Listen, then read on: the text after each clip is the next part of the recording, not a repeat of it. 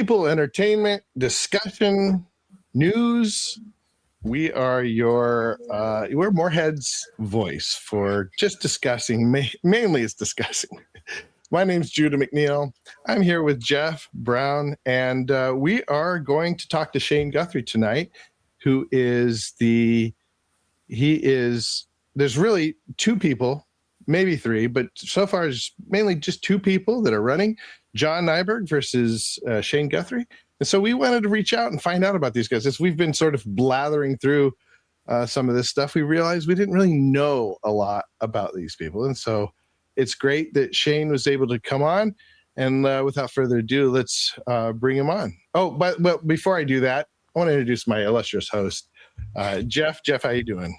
Hey, I'm good. How y'all doing out there? Thank you for joining us tonight. And yes, definitely thank you to Mr. Shane Guthrie for being on our very small and humble podcast. We appreciate it. Yeah, really appreciate it, Shane. And I want to know how are you feeling tonight?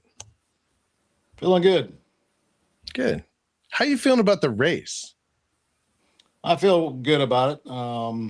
I think things are going well. I get a pretty good response from the citizens of Guthrie County, and I get really good feedback from people. People really enjoy my platform and things I'm talking about and what I'm trying to achieve here.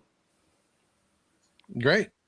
Well, before everybody sort of tunes off, I was wondering, do you have anything you could plug that you could bring to people's attention before we dig into sort of the discussion about the race? And yeah. I'll tell you a little brief intro of myself. My name is Shane Guthrie. I was born and raised here in Guthrie County. Started my career back in 1991. I went to Moorhead City for my basic law enforcement academy. I started in Manio Police Department originally. Went there for the purpose of going to work in the Dare County Sheriff's Office, but I was only 20 years old at the time.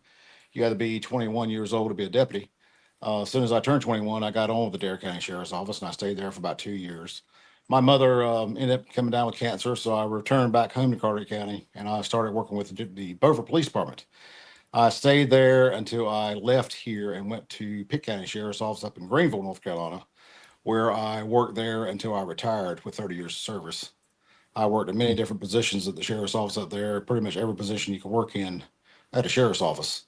I'm still there, sworn now, working as part-time deputy. We're serving civil papers. I've been doing that for the last 4 years, but currently working full-time for the last 3 years at Willis Insurance. I'm an insurance agent. I sell home auto insurance. Okay. I got some. If you want me to continue, I'll tell you my reasons for running for sheriff. But yeah, tell us. Yeah, tell us your reasons. My reason to run for sheriff is solely to make it safer and better for all the citizens of Guthrie County. Like I said, I was born and raised here. My family lives here, and this is my home, and I really just want to protect it. Like I said, this 30 of my 34 years is working as a sheriff deputy at a larger, progressively advanced sheriff's office. Pitt County is a larger agency, but it is probably one of the more premier agency in the eastern part of the state. They bring a lot of they're really at the top when it comes to my opinion. They're very progressive with their programs and things they do and programs and things they start there. So I want to bring the programs here to Guthrie County to make life better for everybody here. I'm going to obtain a lot of federal grants. Pitt County brought in millions of dollars over the course of the time I was there. The sheriff's office here don't apply for any federal grants. And I want to do that. I've got a very strong belief on helping our elderly. I want to save our children from child sex predators. I'm going to work to prevent domestic violence here.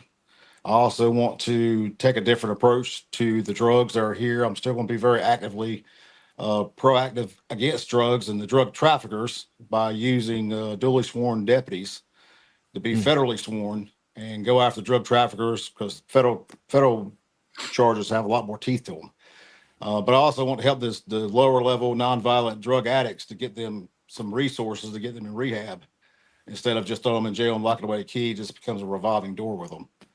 Actually, maybe I can stop and fix them, or at least hopefully get them the help they need so they stop with this abuse they got going on with them. Okay. Wow, that's a lot. It's a lot to digest. One of the main things that comes to my mind, and I think everybody's thinking about this, I think most people, is that Asa Buck was one of the most beloved politicians in Carter County, in this area. And to see him go, I think people are sort of sad to see him go as the sheriff. How do you feel about filling his shoes?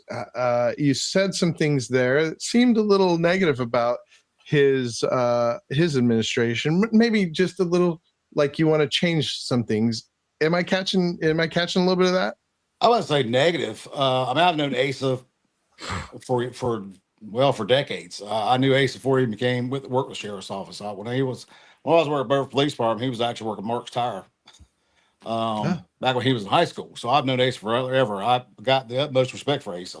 When Asa took over the sheriff's office here was very corrupt. He had a mess on his hands, so he took over and he fixed that. And I give him the most props for that of anybody.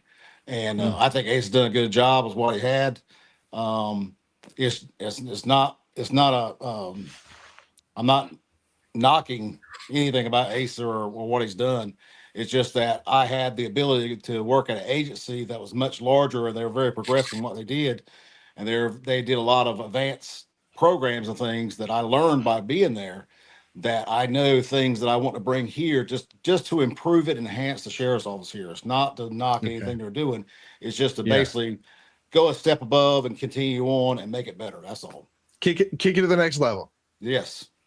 So we have Sheila Woolard Brazelton, and she's asking, what will you do for drug control and helping our community to get help?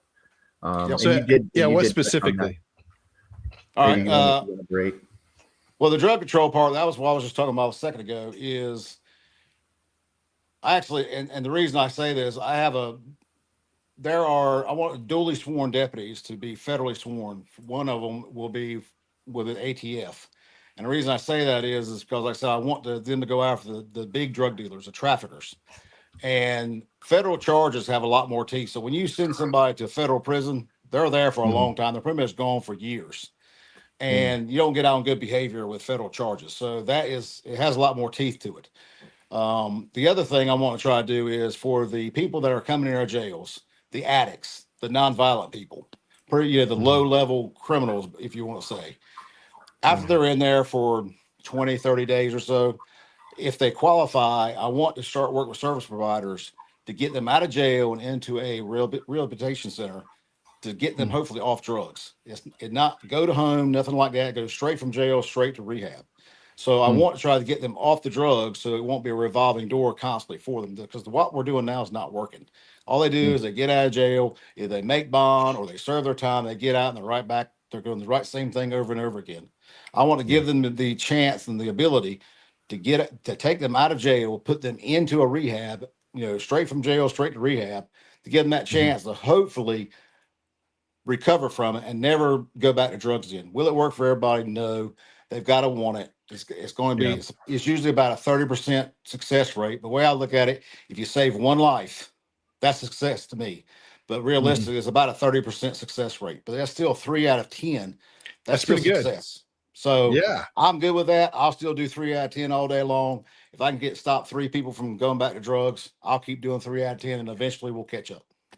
Well, that makes me think about Lee Stiles. I interviewed him. He talked a lot about his Pit to Palace program, right. And he's somebody who came out of that sort of lifestyle and overcame addiction. Have you had any conversations about him about this sort of thing? This sort of any kind of like partnership if he becomes mayor? I haven't spoken to him directly about that part. I have, my first cousin. He was the addict for 20 something years.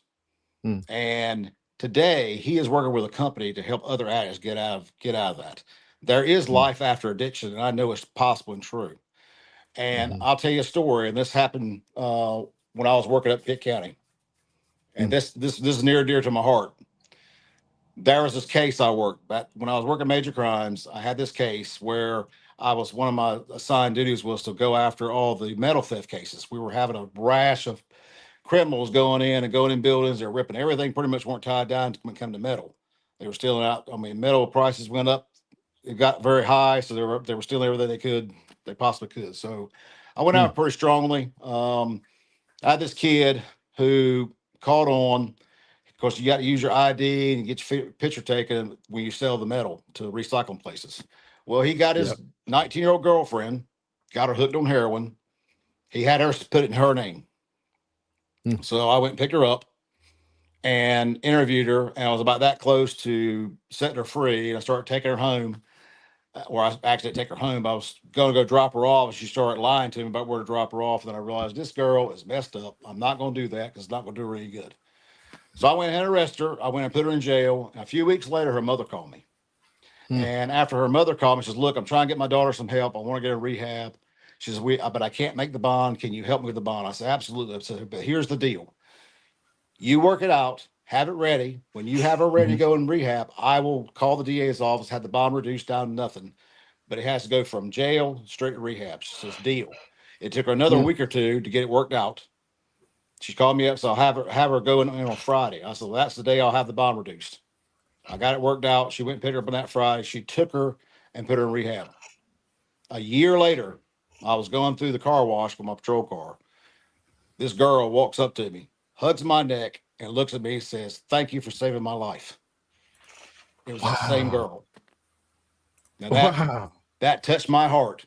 Yeah. And maybe there's life after addiction. Praise So God. That's good. another reason I'm very passionate about it. Yeah. Yeah. So I know you mentioned I think you mentioned human trafficking and stuff like that, or maybe and this was actually something that I became aware of when I moved. I lived on Carolina Beach, and I moved out here in January 2014. And that Wilmington has one of the largest human trafficking problems out here on the East Coast, and also with the drug trafficking, just as far as because of where we're located, I guess on the on the East Coast, as far as the highways and everything like that. Now, is that something that you would, I guess, what is your plan, like, as far as like multi-agency, like as far as like, is that something you would work with? Do they already work with like Wilmington Sheriff, or not Wilmington, New Hanover County Sheriff's Department, as far as co-agency stuff to I would do battle whatever human it takes. trafficking? I was actually a human trafficking investigator for a few years in Pitt County, and I did coordinate with that. The issue, a lot of the issues, I don't think it's quite as bad here. The issues I think we probably have or would have here in Carter County is, see, some of the issues with human trafficking is they're going after our teens and children, and they're trying to basically abduct them, and they take them into human trafficking. Some of the things I learned in some cases is they would go basically abduct children or teenagers. They would take them somewhere. They would get them hooked on heroin. They would rape them over and over and over again and get them accustomed to it. And they would make them addicted. So they wouldn't be able to leave. So to get them their next hit, they made them go work. But they would put them through this cycle of addiction and being raped to make them accustomed to it.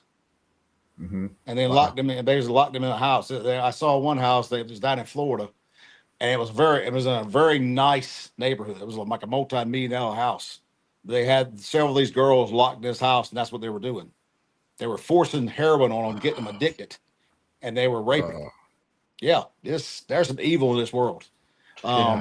This is another reason I've come up with another program.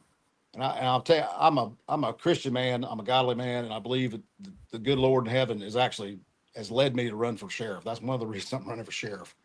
And I woke up at 4:00 actually this morning, and I believe God spoke to me again to tell me about this new program that hit me like a ton of bricks. And this new program, it's going to be a child sex exploitation education program. And what we're going to do in this program is I'm gonna partner partly with the school system, and I'm gonna have someone come in. Matter of fact, I already know who she is because she was a former federal officer who actually worked these types of cases. And we're going to teach not only children or teenagers, but we're also going to instruct and educate parents about the social media of these predators that are Yeah. after their children. Yeah. So That's that good. is something I'm also very passionate about, because that is going on whether people realize it or not. No, Yeah, it's not just social media. It's you're, it's also like it games they play, you know, these Yeah. large multiplayer games, like Roadblocks is Yep. one of the biggest Mhm. places. It's so much online. So all this online stuff is going on nowadays, and they're coming after children in every angle. And sometimes you don't even realize it, and parents don't realize it. Yeah. But you know, and some of these dating apps are doing the same thing. Yeah. Some of these dating apps for even like 18, 19, 20-year olds. They're having them meet somebody, and then all of a sudden they're coming there and they're grabbing them. They don't even know what's going on. They're supposed to be meeting some girl or guy, and they're getting picked up. It happened up in Virginia not long ago. Yeah. So they need to be more aware of what's going on. There's notes left or there's a piece of paper stuck on the front of the car, and they're stopping and going and grab this piece of paper, or they're lacing it with some type of drug that is going to make us hide. Then they get picked up. I mean, there's so many things out there that is a way to take somebody and abduct them, and then try to take them and put them in servitude. It's more rampant than people realize, and we just want to educate the teenagers and the parents just to make them aware. I mean, people that are not in law enforcement, and it's probably in some ways is good, in some ways is bad. There's so much evil in this world you don't even realize. It's harder for people to sleep at night because they don't see the amount of evil that I've seen in my lifetime. no, it's And it's difficult for the normal people out there to not see the evil. I see the evil. I've seen it, but we've got to the point now. We've got to kind of at least educate people to be aware of it, and I that's think what that, one of this program is going to be for. I think you hit that's not that I was in law enforcement, but having been in the Marine Corps and having been deployed and stuff like that. And I actually wrote a paper at Georgia Southern because we had an assignment that it was our history teacher, and at the end of it, it was about modern slavery. And I actually wrote about human trafficking and how that, quite frankly, in my opinion, and based on my experience, I said, I think that our own government is very culpable of it. If you travel to any of these countries that we have bases, I said, let's just be real. Human trafficking and prostitution is rampant throughout these places. And I said, now, while the Department of Defense doesn't openly promote it, I can tell you that they openly turn a blind eye to it. Yeah. And I said, we're just as culpable of it in Japan, Okinawa. I've never been to Germany or anywhere like that, but in not just that, but even, you go to Iraq and places like that, and then you see the true evil of what people do. Yeah. And that's the thing. I think, like you said, that for a majority of civilians that have never had to deal on a basis like that, and that it's very important. And I have a buddy of mine that he's in Florida, and he got on, it was about the Roblox thing, and that people need to be very aware of what's going on. Like you said, in these video games, not just Roblox. I mean, who knows, whether it's freaking Clash of Clans on their phone or whatever the deal is, that you've got to pay attention, because these predators are out there and they're looking for children. They're out on all kinds of platforms, and you just got to be more aware of it. I shut down, man, while I was working human trial, I shut down a brothel house right there in Greenville. And it was actually in the out part of the county. They had two girls in there. That was in servitude. They were, and actually they weren't legal citizens. They were Hispanics, but we got them out of there to get them help. But they were in there. Mm-hmm. They weren't the first. They were the first two.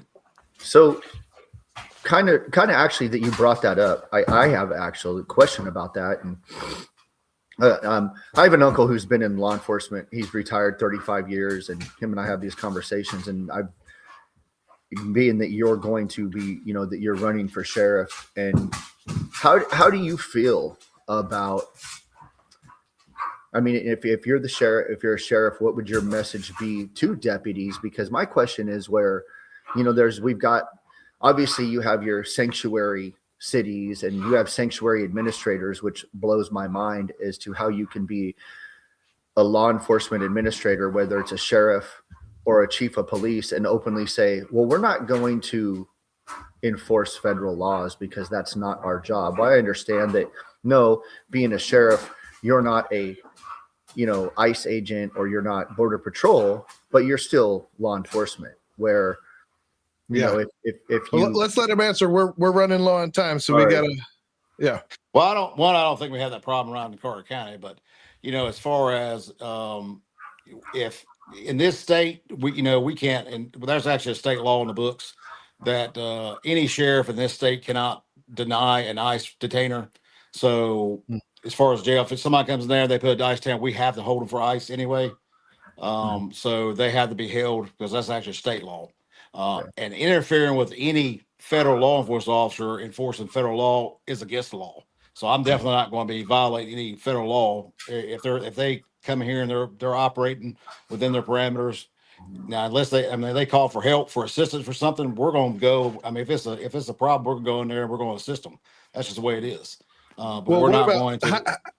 How do you feel what's going on in some of these other states, though? I guess Jeff's kind of curious about, that's a how you feel mess. about that. I mean, in my opinion, that they are violating federal law. I mean, the bottom line is they are federal law enforcement officers. They are upholding the Constitution. Federal immigration law has been on the books since 1929. That's been modified a few times, but the law itself started in 1929. Wow. So if they want if the U.S. Congress want to change that law, they've had plenty of time to do it. It's been in the law books for almost 100 years. So yeah, 1929 when the first immigration laws came out. Sorry to interrupt. I know because we are running. Did we get a chance about this AI program that you're talking about? As far as what is that exactly? It is a company that works with ICATs. They basically take the data information. Where ICATs basically it's a human being. You're taking the profile information that's coming in, and you have to go through it to make sure that the person that you're after is actually a predator. And it takes a human being roughly about a half a day to go through that profile.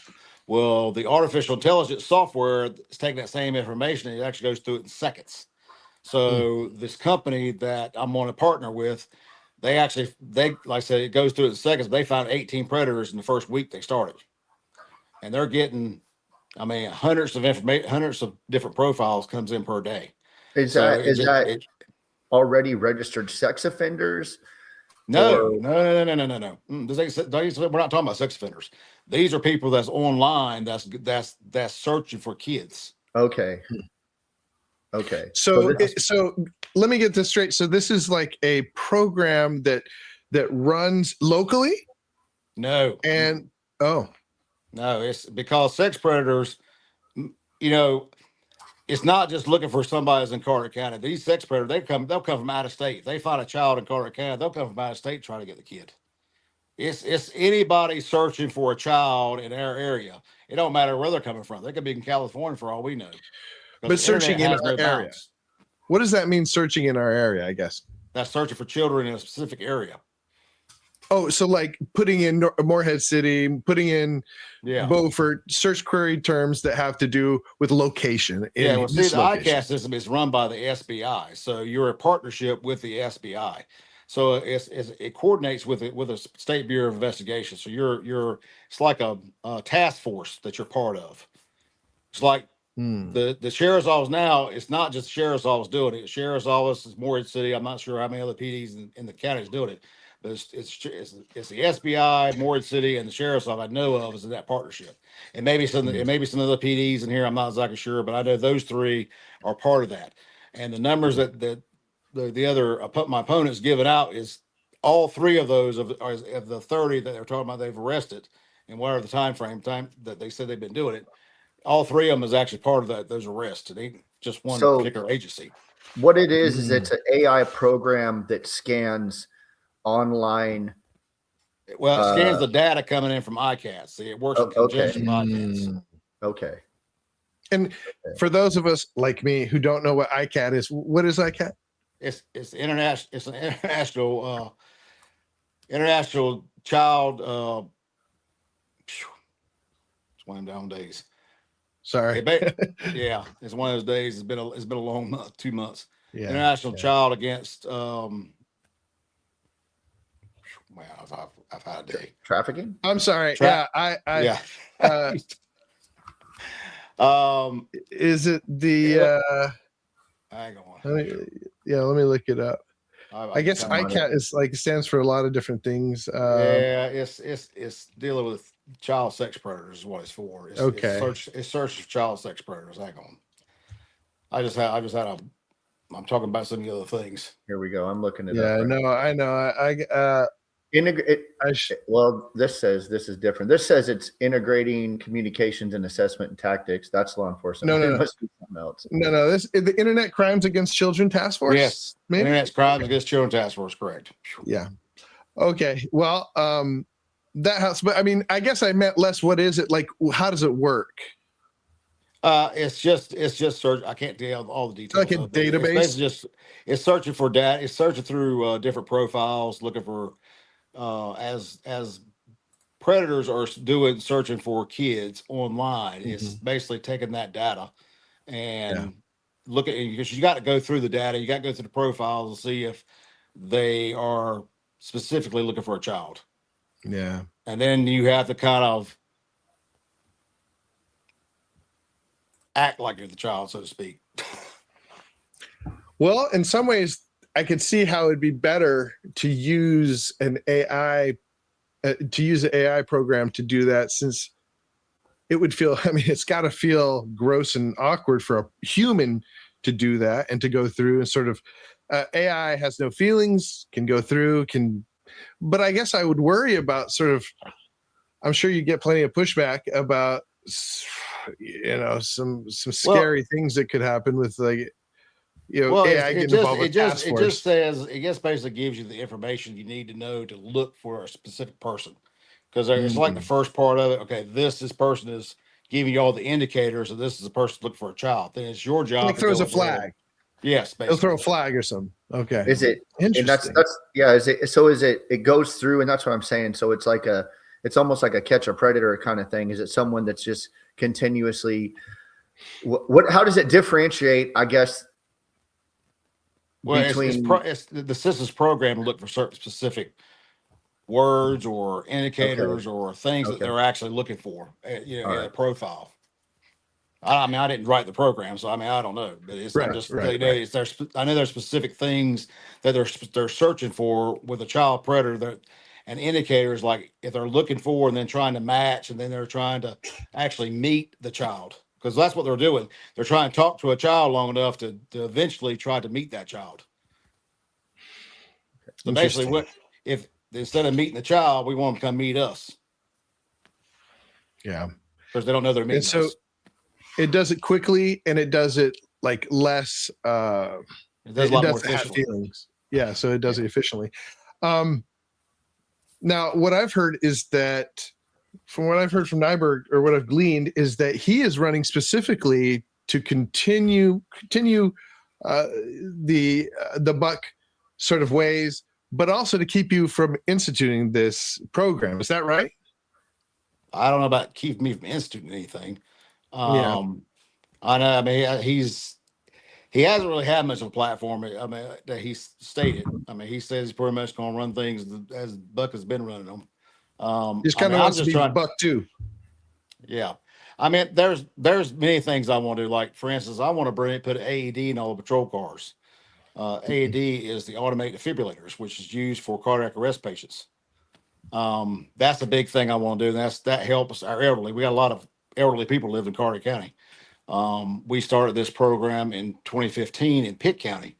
And I was one of them. I got one of my patrol car and I drove around and started going to these cardiac arrest patients. And the statistics was, for a witness cardiac arrest patient, it was a 30.8% survival rate for a witness cardiac arrest patient before we started. When we started doing that and doing the Pitt team CPR, it went to 80.8% survival rate. That's like 120% increase in survival rate. So why don't they have it now? Huh. I mean, there's got to be, they must have, like, say, reasons. Is it a financial thing? Is it a budget thing?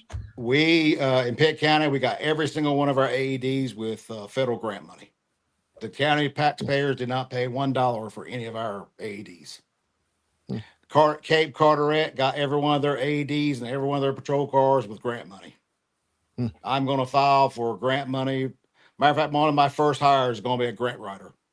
And I'm going to apply for every single federal grant for every single thing I possibly can for. That's a pretty good idea. I actually recommended that to the city. I was like, do we have a grant writer in the city? Yeah, I mean, that grant writer will pay for herself probably 1,000 times over. Yeah. There's all kinds of, so they got millions of dollars in Pitt County of grant money over the years. Millions. Like I said, there's just so much you can do. One of the last things I wanted to sort of bring up as we're talking to you, I really getting a sense of your personality. I feel like you're a really genuine guy, and I guess I'm sort of torn because as part of me, it's like old North Carolina, this old Morehead City that sort of wants to see like Andy Griffin as the sheriff, and maybe that's more like Buck. I haven't talked to him. I don't know. But you're not that. You seem to be, you are a man of action, and I mean, you're intimidating. And part of me really thinks that that's what we need in our law enforcement. What do you say to those people that are like, oh, you just want to put your boot on people's necks? Well, that's definitely not the case. I mean, okay. I'm from here. Yeah. Pretty much my entire family lives here. And the benefit of me going to Greenville, which is a larger agency, is a larger place. I mean, and Pitt County, and I know it is. It is progressively advanced agency. But me going there, that experience, and working there for 25 years, there's a lot more sheriff's office can do for the community than just lock people up. And I'm all about. Trust me, I was a very aggressive law enforcement officer. I arrested many people. I probably had over 2,000 arrests in my career just in Pitt County alone. I mean, I locked up a lot of people, but I worked domestic violence prevention. I was a domestic violence prevention officer or investigator for 7 years there. So I was very passionate about domestic violence. I had no tolerance for a man beating on a woman, I'm still all about law and order. I still want to be law and order, but there's also a very compassionate side of me too, that I want to help people. Like I said, I've got a lot of my family are elderly here, and I want to help the elderly here. And I'm also very passionate about saving our children. I got 2 children of my own. I mean, they're both grown adults now, but the kids, especially small and young kids, they can't defend themselves. We're here to defend our children. Children are a gift from God, and I'm all about defending our children, protecting them, and helping our elderly. That's what we're supposed to be doing, is helping our people. And like I said, I have generations that goes back. That's part of Carter County. My grandmother was born over at Cape Lookout, Seashore. My grandfather was born over there in Wade Shore or Shackford. They all migrated to Hargers Island. I got my half Lawrence, which was over there in Otway. So I'm from here. People say, well, you left and went up, you left Carter County. Yeah, I left Carter County because I realized when I was working at Beverly Police Department, I qualified for food stamps. I can't raise a family off of that. So I left and went somewhere, and I went to work at sheriff's office, but I knew Ralph Thomas Jr., that he was corrupt, and I wasn't going to work for him. I knew it before I left he was corrupt. So that's why, but I wanted to work at sheriff's office. I always enjoyed working at sheriff's office better, but I want to go somewhere where I can raise a family. So I went to Greenville. I worked at Pitt County Sheriff's Office. I'm so happy I did, because I learned so much by being up there. And, I want to be more of a community sheriff. I want to be out there talking to our citizens. I want to hear what they've got to say. I want to hear what they need, what they feel we need to do better. But I want to initiate all of my initiative programs to make things better. I know these programs work because I've seen them work. Yeah. So I want to do what I can to make things better. And that's why I'm running. And I think it's the story, like you told at the beginning, about that girl who you helped and she actually came through and it changed her life. I think that's the kind of story that more people want to see from you, if they're curious. I think that is, I can see your heart. You want to help, and you want to bring people out of the sickness that is around us. Right. And we need somebody tough for that. Yeah. Jeff, did you have any more questions? No, that's it. I mean, I think he pretty much summed up everything anyway. I think he gave a pretty good idea of who he is. And like you said, that's why I just, I told him, I said, we like to do this because to me, it's more personable and people can see you for who you genuinely are. Not that but it's different than if you got to have the tie and the mic in your face and the whole debate environment where you can just be a real person here and tell people how you are and gives people a chance. And, no, it sounds like you got a lot of good policies that you want to, and I agree with that whole grant thing. I think grants are underutilized big time, and that definitely I'm, pro law enforcement and making sure that all you guys, real quick though, I know what do you know? I've heard numerous that the communication system around here is archaic, that when it comes to the dispatch as far as communication with the officers and the relays. Do you know anything about that? Yeah, they're still using all VHF radio systems here, which is the same systems they had back when I left there in 1998. Everything now is supposed to be the 800 trucking system. We had that up in Pitt County. We switched over shortly after I went there. It's been 20 something years ago. I have been told that they finally got some grant money. I knew I was talking to Cape Carter chief, and they said they actually got some money. They're in the process now trying to switch that over, because it's like when they leave Cape Carter, they have to switch to a different channel when they get take them Beaufort jail to talk. So they need to be on the 800 trucking system so they can actually communicate throughout the county on the same channel. That is a problem. But I hear I was told they're in the process of trying to get that switched over. So, all right. Well, thank you for being on our humble little show here. We really appreciate it. Well, I appreciate it because, like I said, that forum, like I said, they gave us 2 minutes for intro, 2 minutes for exit, and they said we had to answer a question in 90 seconds. So it wasn't a lot of time to really go into a lot of detail. That's exactly why we do this, because that's ridiculous. Yeah. It's not a lot of time. And, people would say, well, they think they know who you are with that little bit of time. They want you to answer questions. It's just not really the facts. And it's not like, and you're answering their questions. You're not going to what you want to do, your programs and things like that. So. Yeah. I mean, it's a lot to take in. There's just, you are somebody that it's an ideas guy as well as just wanting to take action. And I just appreciate that. And I just, may the best man win, but I really appreciate you coming on and it's good to get to know you. I appreciate it. I really do appreciate you guys having me on. And you're right. I mean, I am a man of change. I'm not going to do it the same way. And change does scare some people, but this change is going to be positive change. But I'm going to change the place. And, I've said this before because I've heard from agencies, I've heard from citizens that, I got to restructure the sheriff's office from top down because we don't have enough deputies working the road.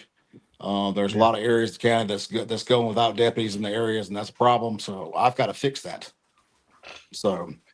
All right. Wow. That's a big task. Yes. I hope you get a chance to do it. And so thank you for coming on. Stay on after the outro so we can talk to you, see how things went. Other than that, we'll see everybody else next on Thursday. Thanks for tuning in. Thank you, had Sheila, Alan. We had several people watching. Thank you guys for watching, and we'll see you next.